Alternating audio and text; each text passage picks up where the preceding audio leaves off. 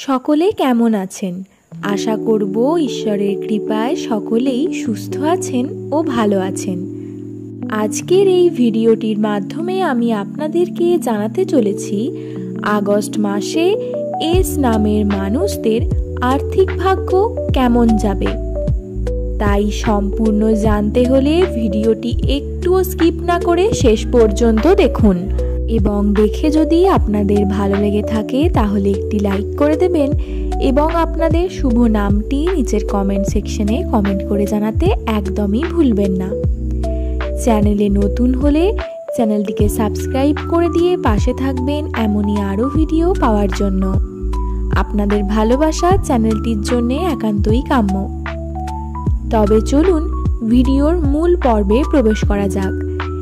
জেনে নেওয়া যাক ইংরাজি এস বা বাংলায় দন্তস্ব বা তালবস্য দিয়ে যাদের নাম শুরু সেই সমস্ত মানুষদের এই আগস্ট মাসের আর্থিক ভাগ্য কেমন যাবে।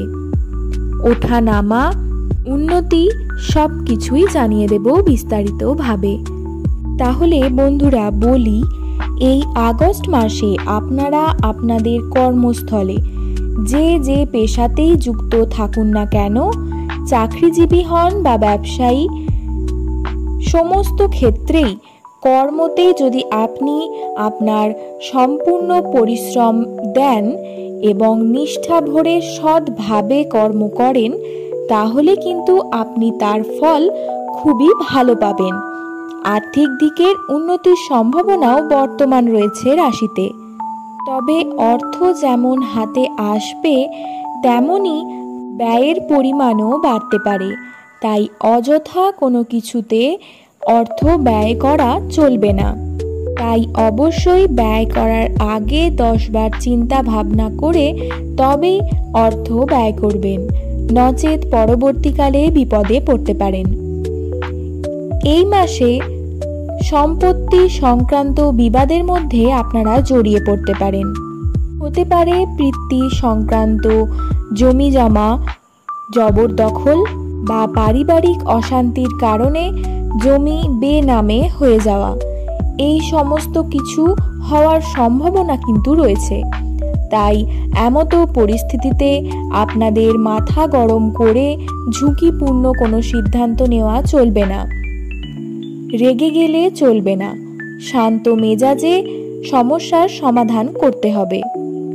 আপনি যদি সেই সময় ঝুঁকিপূর্ণ কোনো সিদ্ধান্ত নিয়ে থাকেন তাহলে অনেকেই হয়তো আপনার সুযোগ নিয়ে আপনার কাছ থেকে অর্থ নিয়ে নেওয়ার চেষ্টা করবে, অর্থাৎ অর্থ ব্যয় হয়ে যাবে আপনার। বন্ধুরা, আপনাদের বিনিয়োগের ক্ষেত্রে নজর দিতে হবে।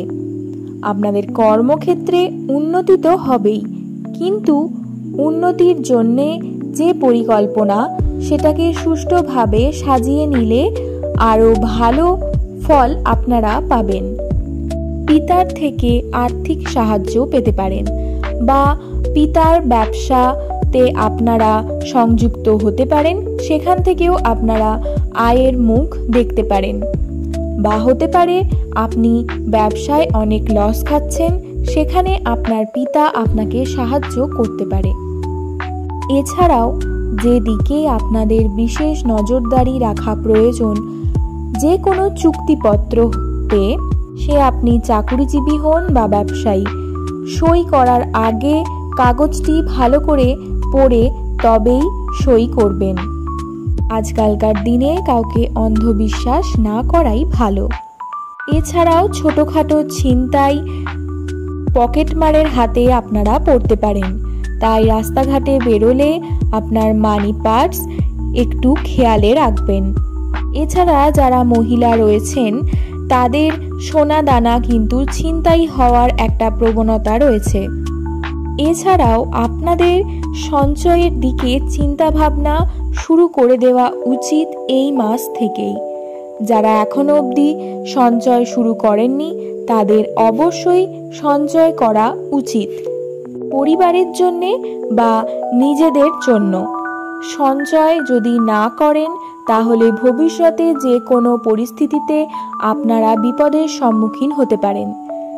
তখন যদি আপনাদের সঞ্চয় করা থাকে সেটি আপনার পাশে দাঁড়াবে, কোনো মানুষ নয়।